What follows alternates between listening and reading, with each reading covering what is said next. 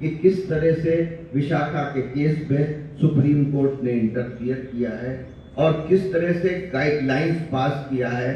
सारे इंस्टीट्यूशंस में एक अधिकारी होता है जो कि इसी बात की वो निगरानी रखता है, वो इंक्वायरी अफसर की तरह कार्य करता है।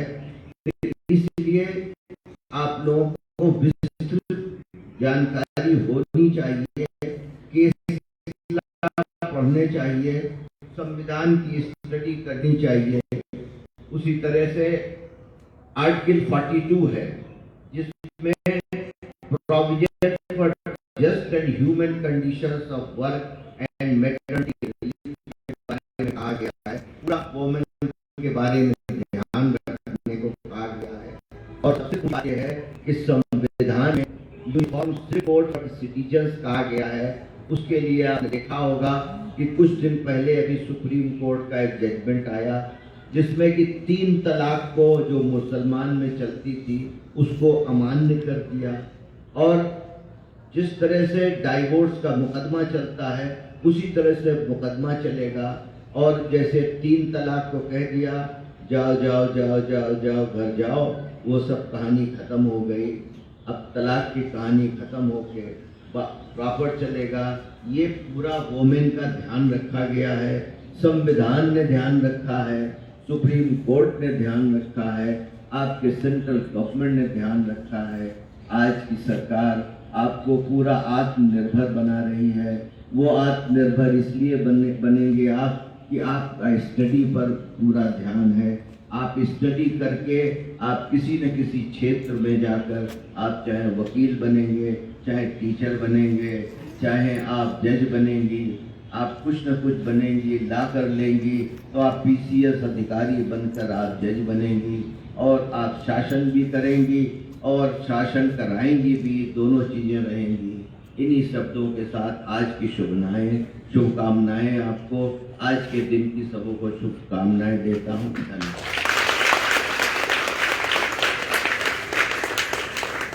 और समय ले गया हो आप लोगों का एजुकेशन से तो क्षमा करिए।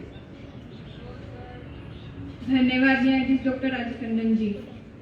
अब मैं कार्यक्रम की पहले अतिथि श्रीमती लता राणा जी से निवेदन करती हूँ कि वे आज के कार्यक्रम को संबोधित करें।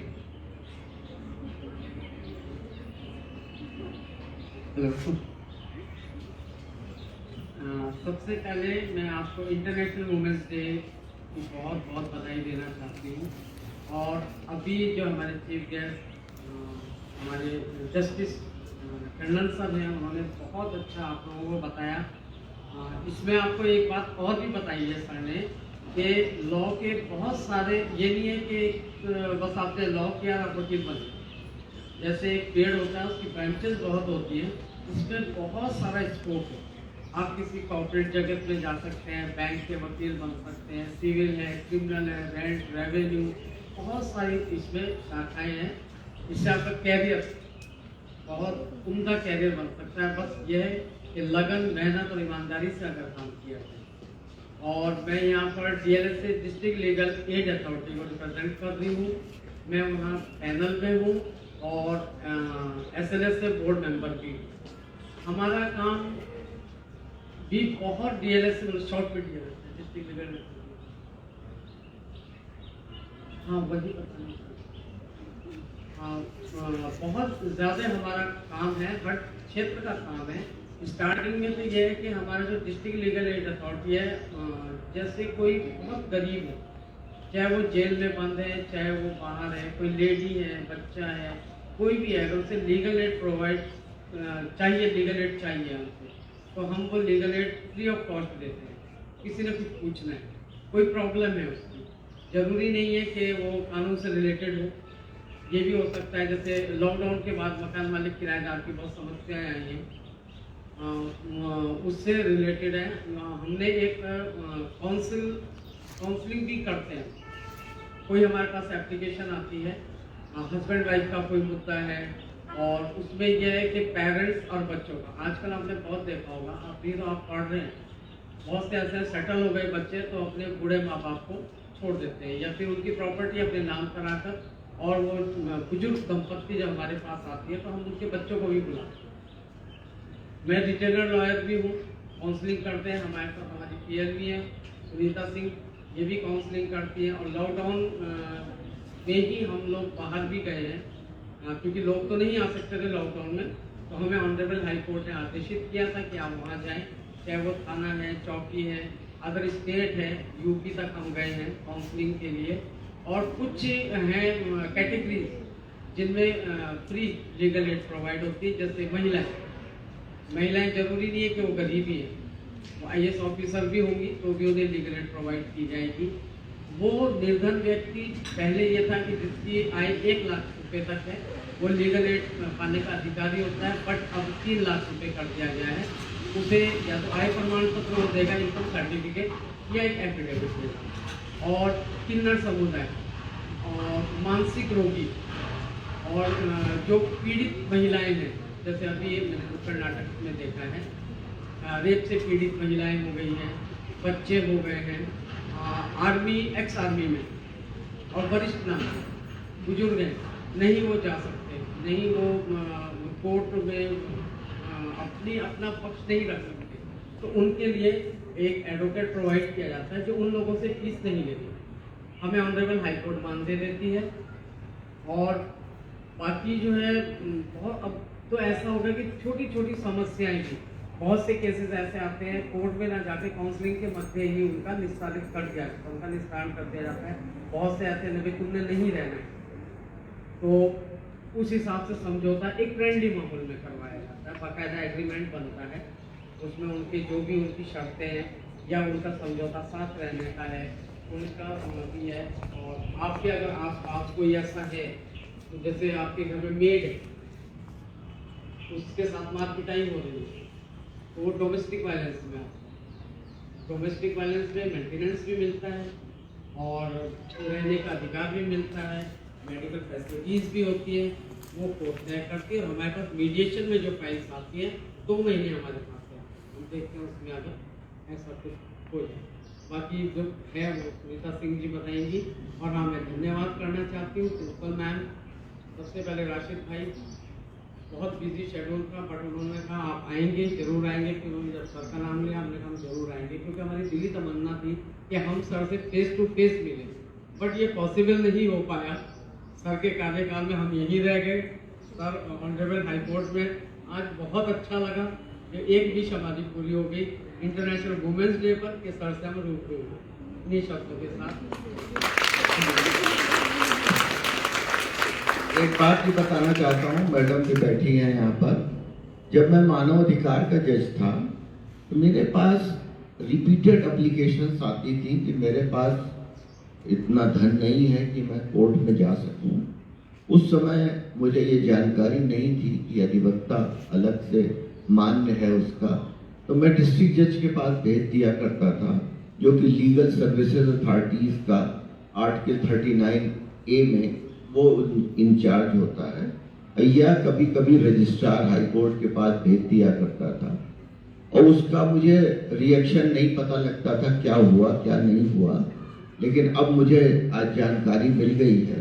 तो कभी कोई यहाँ का पीड़ित व्यक्ति होगा तो वो मैडम के पास भेजकर मैं खुद अपने आप को सोचूंगा कि मैंने कुछ पब्लिक का, वोमेन का भला किया है कि ये बात, इसलिए मैं मैडम से लेकर मैंने कहा बता दूं इनको कि अक्सर ऐसी समस्याएं आती हैं। बहुत पीड़ित व्यक्ति होते हैं, महिलाएं होती हैं जिन्हें घर से निकाल दिया जाता है और जिनके पास कोई साधन नहीं होता है कि वो, न उन्हें इतनी नॉलेज होती है, न उनके पास इतना साधन होता है कि वो कोर्ट में जा सके। इसलिए जो लीगल सर्विसेज अथॉरिटीज है उसको धन्यवाद जो ये कार्य कर रहे हैं।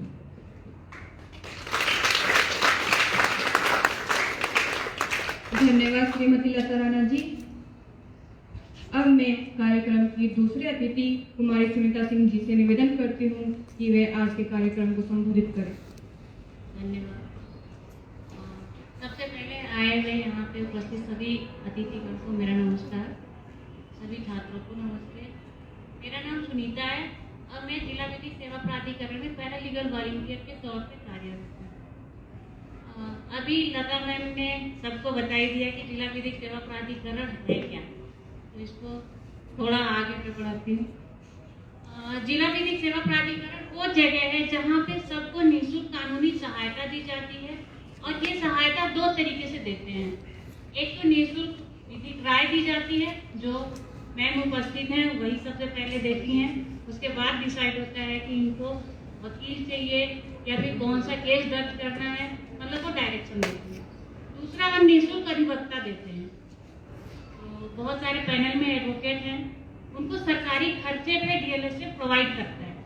मतलब जो क्लाइंट हैं वो उनके फीस भी देते, सरकार पे करती है, पर कागजों का जो खर्च है वो क्लाइंट को खुद देना पड़ता है।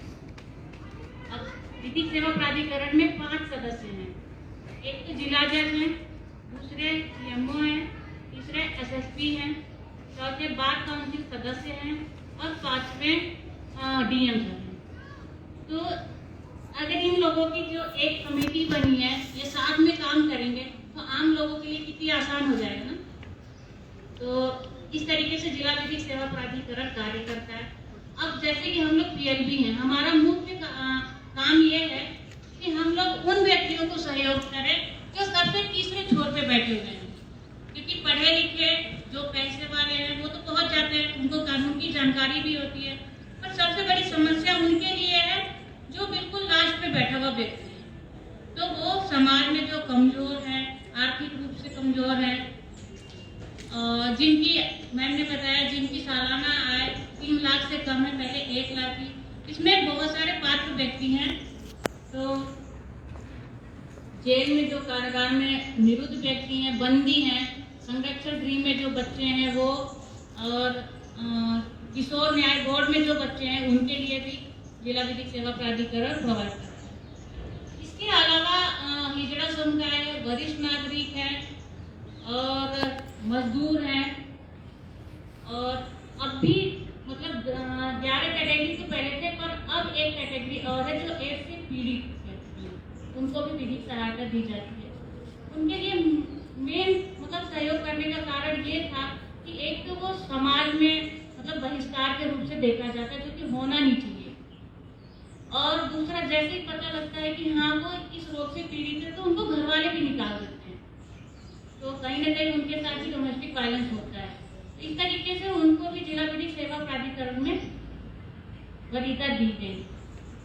अब हमारा काम ये होता है कि मेन पैरालीगल वॉलंटियर का काम ये होता है, जैसे हम लोग क्षेत्र में है, हमारा काम कोर्ट से लोगों को जोड़ने का होता है, यानी कि हमारा काम एक तरीके से पुल का है।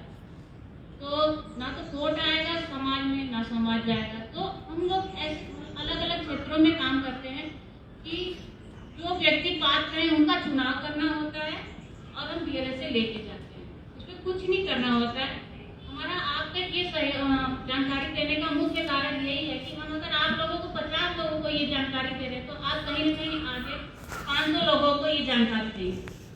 तो इस तरीके से उनपे वो जानकारी पहुंचेगी कि हाँ भाई न्याय सबके लिए है और सभी व्यक्ति मतलब इसका फायदा उठा सकते हैं। तो आपको कुछ नहीं करना है, नंबर है राशिद भाई के पास, उनको आप बता देंगे। तो एक फॉर्म भरना होता है, सिंपल सा होता है, नाम, पता और एड्रेस, कितनी आय है, ये सब होता है। उसके बाद अगर हमें लगता है कि हाँ उनको वकील देना है या फिर विधिक राय से ही काम हो सकता है वो करते हैं। नहीं तो अब लॉकडाउन के बाद एक और काम हमारा है कि वो प्री काउंसलिंग करते हैं, उसमें दोनों पक्षों को बुलाते हैं, क्योंकि लड़ाई तो 2 पक्षों में ही होती है। दोनों पक्षों को बुलाते 1 या 2 बार में काउंसलिंग करते हैं। उससे ये पता लग जाता है कि इनको मतलब सहयोग क्या चाहिए और कौन से एडवोकेट चाहिए या कौन सा केस डालना है।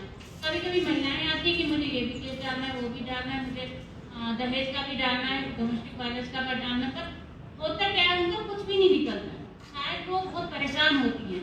तो 1-2 बार अगर हम काउंसलिंग करते हैं, सही रास्ता दिखाते हैं, तो उनका घर वहीं पे सही हो जाता है। तो ये हमारा मुख्य काम है। Thank you. एक बात ये बताना चाहता था मैं, अभी मुझे स्ट्राइक किया कि ये लता जी या सुनीता का जन्म कैसे हुआ।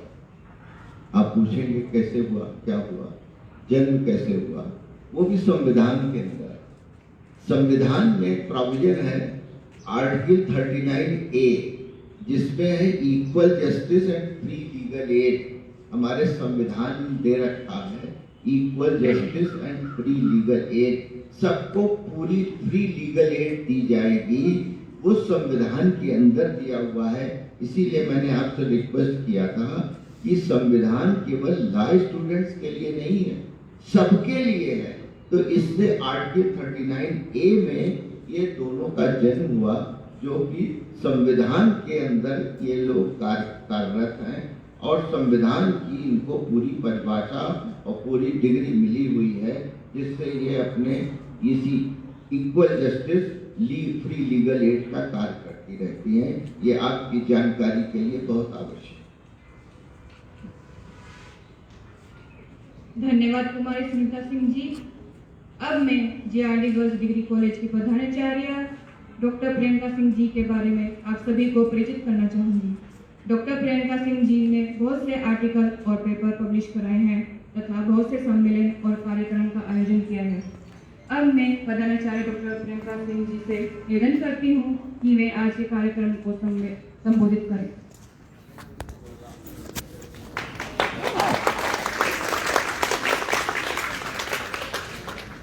धन्यवाद सेवा। फर्स्ट ऑफ ऑल आप सभी को मेरी ओर से हैप्पी वुमेन्स डे। उसके बाद जो हमारे चीफ गेस्ट हैं और दूसरे गेस्ट हैं, उन सबका मैं पूरी JRD की टीम की तरफ से हृदय से हम आपका धन्यवाद करते हैं कि आपने बिजी शेड्यूल में से टाइम निकाला और हमें संविधान के बारे में इतनी सारी जानकारी दी। जैसा कि सर ने कहा कि हमें नॉलेज होना चाहिए, जो हम पढ़ रहे हैं उसका तो नॉलेज होना ही चाहिए, लेकिन हमें संविधान का नॉलेज इसलिए जरूरी है क्योंकि हम बाहर भी जाते हैं, अलग अलग फील्ड में हमें जाना है, तो हमारे लीगल राइट्स क्या हैं उसके बारे में हम सभी को पता होना चाहिए। तो जो आप कोर्स कर रहे हैं, इट डजंट मैटर कि आप कौन सा कोर्स कर रहे हैं, उसके साथ साथ आपको अपने संविधान के बारे में पता होना चाहिए। नेक्स्ट ये है कि हम ह्यूमन डे सेलिब्रेट क्यों करते हैं, क्यों जरूरत पड़ी इस डे को सेलिब्रेट करने की?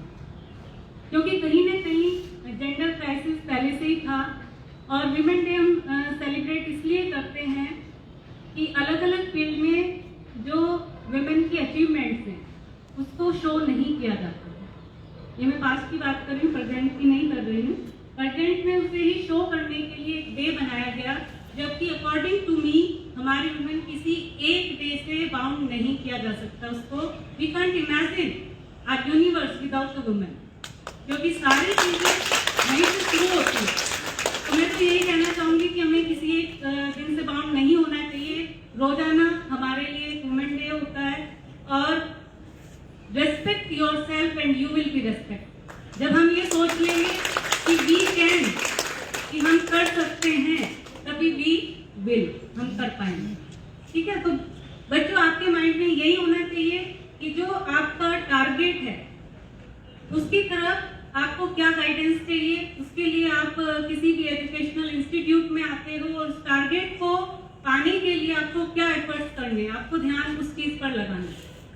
लिबर्टी सबके लिए जरूरी होती है, राइट सबके लिए है, बट ये है कि उस राइट्स और लिबर्टी का सही यूज किया जाए, तभी हम आगे बढ़ते हैं। ठीक है, लास्ट में मैं कुछ लाइंस बोलना चाहूंगी विमेन डे के बारे में कि तू खुद की खोज में निकल, क्यों तू हताश है, तू चल तेरे वजूद की समय को भी तलाश है। चरित्र जब पवित्र है तो क्यों है ये दशा तेरी, ये पापियों को हक नहीं कि ले परीक्षा तेरी। जला के भस्म कर उसे जो क्रूरता का जाल है, तू आरती की लो नहीं, तू क्रोध की मशाल है। तू खुद की खोज में निकल, क्यों तू हताश है, तू चल तेरे वजूद की समय को भी तलाश। Thank you.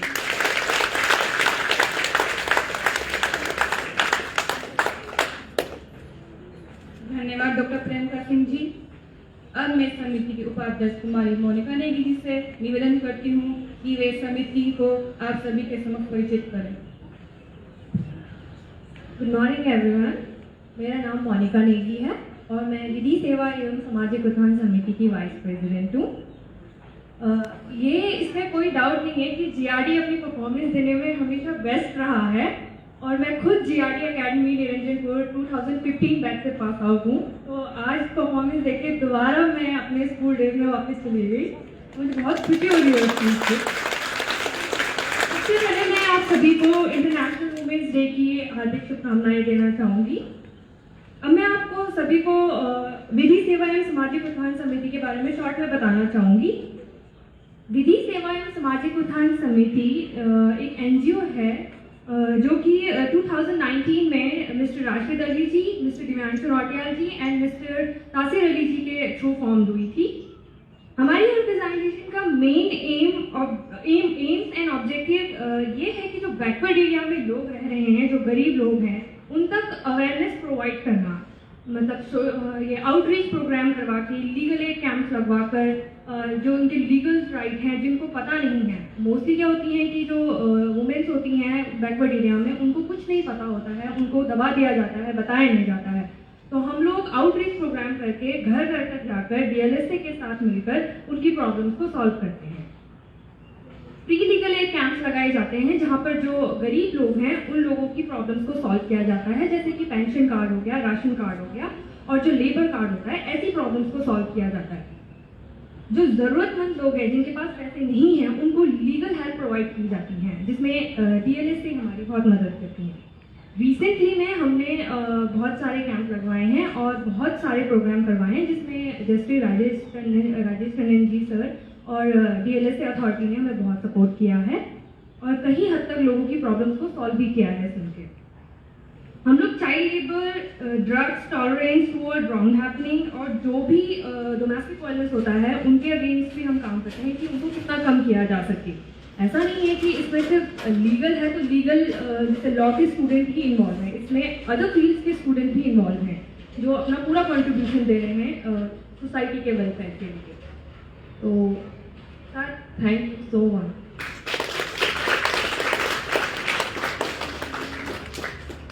धन्यवाद कुमारी मोनिका नेगी जी। अब मैं महक से निवेदन करती हूँ कि वे स्टेज पर आकर हमारे समक्ष अपनी कविता प्रस्तुत करें।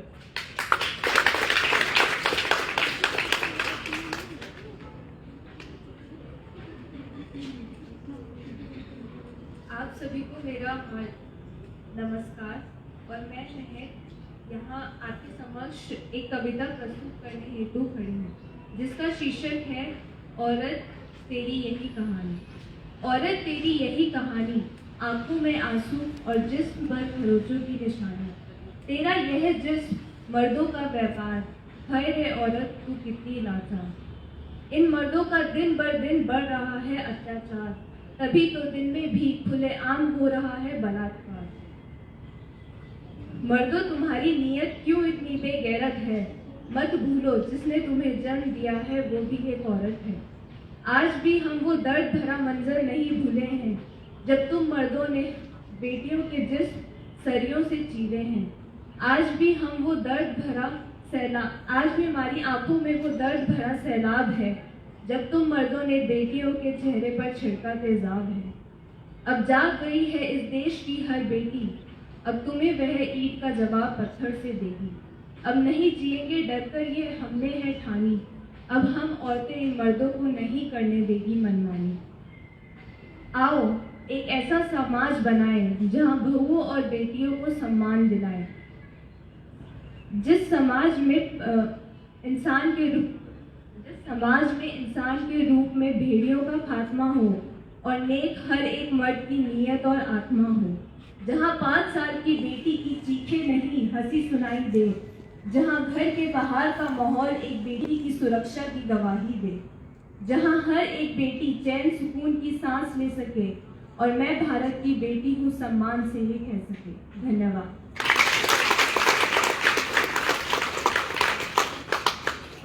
धन्यवाद महक। अब मैं पूजा से निवेदन करती हूँ कि वे स्टेज पर आकर हमारे समक्ष अपनी कविता प्रस्तुत करें।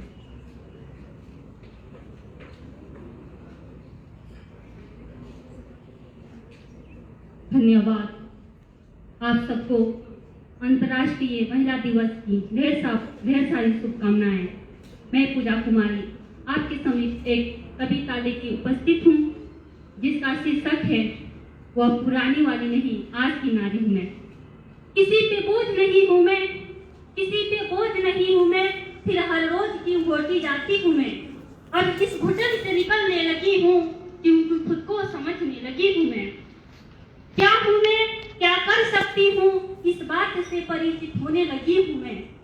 तुम क्या सोच रहे हो, वह पुरानी वाली हूँ? नहीं, मैं आज की नारी हूँ। वह सती प्रथा में पति के साथ, वह सती प्रथा में पति के साथ जलकर चीखने चिल्लाने वाली नहीं हूँ मैं।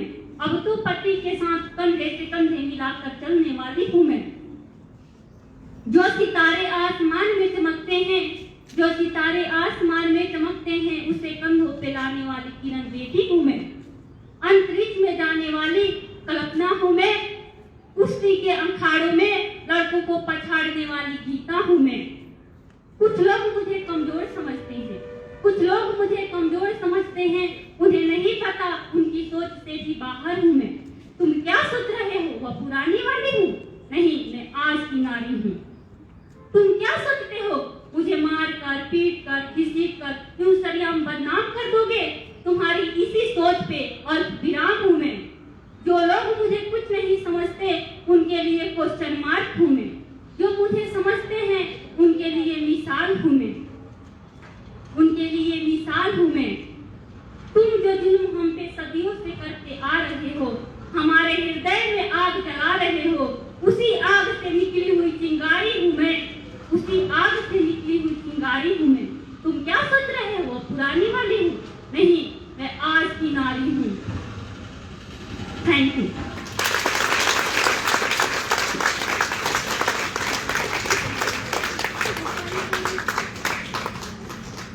धन्यवाद पूजा। अब मैं माननीय मुख्य अतिथि न्यायाधीश डॉक्टर राजेश टंडन जी से निवेदन करती हूँ कि वे वॉलंटियर्स और नाटक प्रस्तुत करने वालों छात्राओं को प्रमाण पत्र देकर उनका मनोबल बढ़ाएं।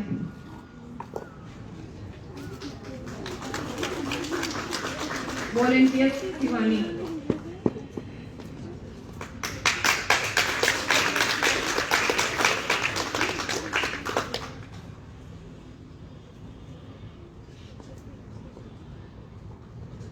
खुशी,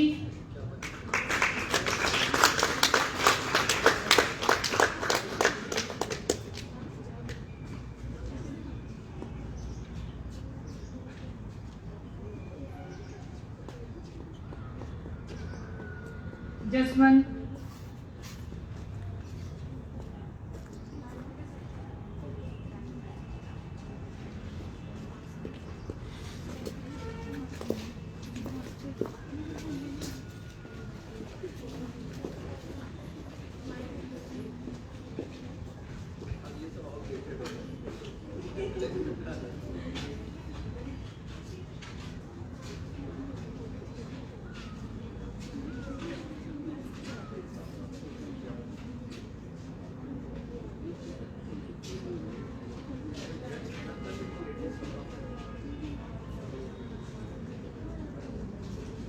नुक्कड़ नाटक के छात्र सिद्धिमा,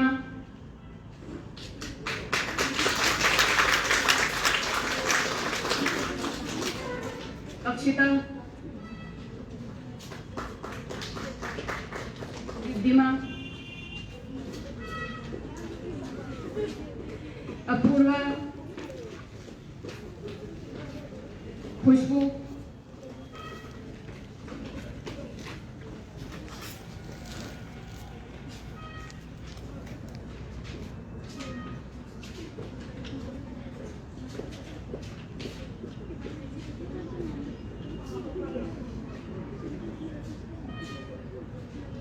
मानसी,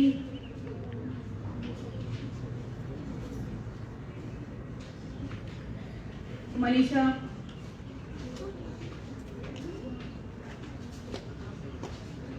नेहा, योगिता, अंजलि,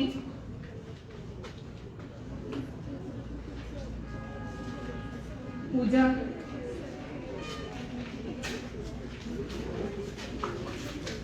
दृष्टि,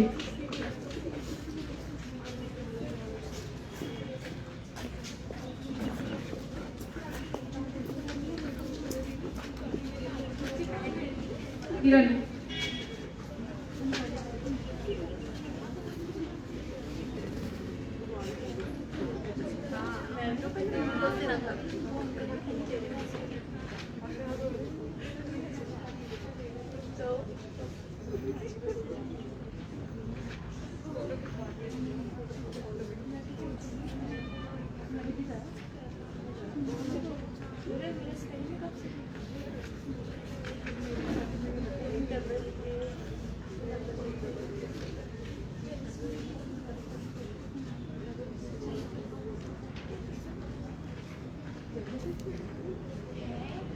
अब मैं समिति के अध्यक्ष मोहम्मद राशिद अली जी से निवेदन करती हूँ कि वे धन्यवाद कथन से आज इस महत्वपूर्ण दिवस के इस कार्यक्रम का समापन करें।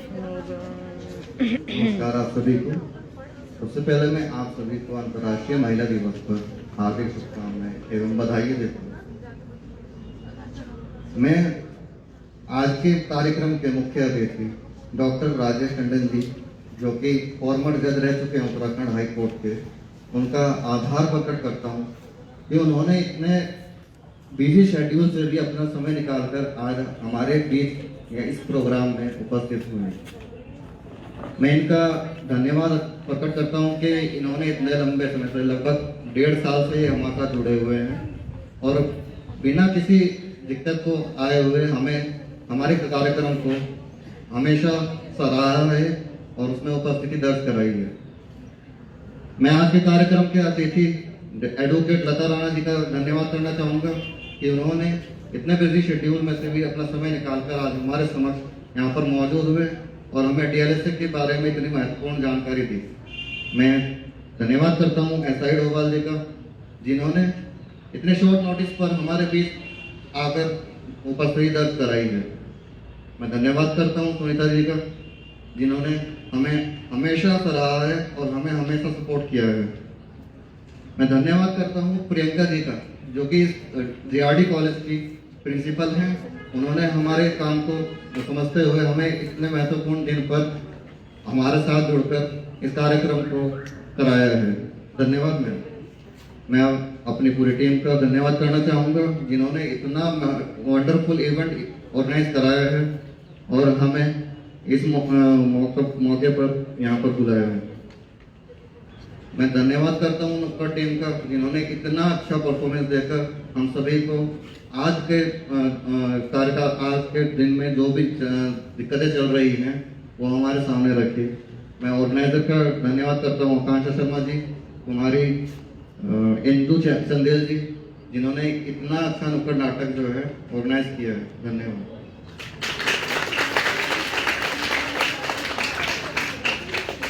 धन्यवाद मोहम्मद राशिद अली जी। अब मैं सारी फैकल्टी से निवेदन करती हूँ कि वे स्टेज पर आकर फोटोग्राफ करें।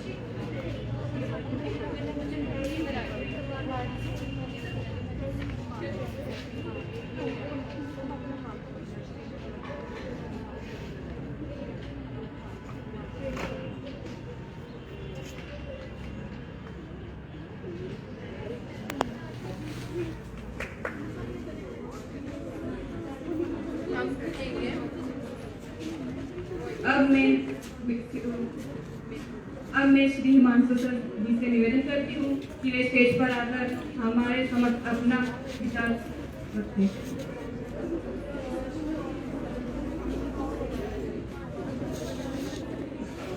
उपस्थित गणमान्य अतिथि, आप सबका बहुत बहुत धन्यवाद। इस विशेष दिन पे आप हमारे बीच मौजूद हुए, उपलब्ध हुए और आपने हमें संविधान के थ्रू बताया कि हम कैसे अपने अधिकारों के लिए बात कर सकते हैं। पर सबसे बड़ी बात हम लोगों को ये देखनी होगी कि हमें कानूनी सहायता या बाहर की सहायता की जरूरत कब पड़ती है, जब कहीं ना कहीं हम लोग भी किसी न किसी तरीके से अपनी गलतियों की वजह से उस जगह फंस जाते हैं। जैसा नुक्कड़ नाटक में हमारे देश की लड़कियों को दिखाया गया प्रताड़ित के तौर पे, पर मुझे लगता है कि लड़कियां सम्मानित है, प्रताड़ित नहीं। गलत समय पे गलत जगह होने पे गलत घटना घटने की संभावना हमेशा रहती है। तो हम सबको इस चीज पे ध्यान देना चाहिए कि हम लोग जो भी करें सोच समझ के करें। महिला पुरुष में कोई भेद नहीं, इस चीज को साबित करें। महिला सशक्तिकरण के बारे में बात हो रही है, पर महिला सशक्तिकरण से पहले आपको स्वयं को जानना बहुत जरूरी है। आप क्या हैं, आपको क्या चाहिए। कानूनी सहायता बहुत बात की बात होती है। अगर आप लोग के मन में किसी प्रकार का भय नहीं होगा तो आप इस तरह की चीजें भी करेंगे जो करने से आपको कानून के पचड़े में फंसना ही पड़ेगा। तो चाहे आप स्त्री हो, पुरुष हो, कुछ भी हो, आपको अपनी जिम्मेदारी को समझना है।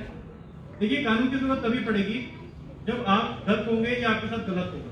अगर आप सशक्त होंगे, मजबूत होंगे, तो किसी भी तरह की आपको सहायता की जरूरत नहीं पड़ेगी। तो मेरा मानना यही है कि हमें आध्यात्मिकता को अपने जीवन में लाना चाहिए ताकि कभी भी इस तरह के कचड़ों में हम ना पड़े। और अगर कभी ऐसा होता भी है तो आपकी ऊर्जा इतनी अधिक होगी कि आपको किसी पे निर्भर नहीं होना पड़ेगा। आपकी सहायता के लिए सभी लोग आएंगे। एक बार पुनः मैं सभी लोगों का धन्यवाद देना चाहूंगा और आशा करता हूँ आप सबने एंजॉय करा होगा।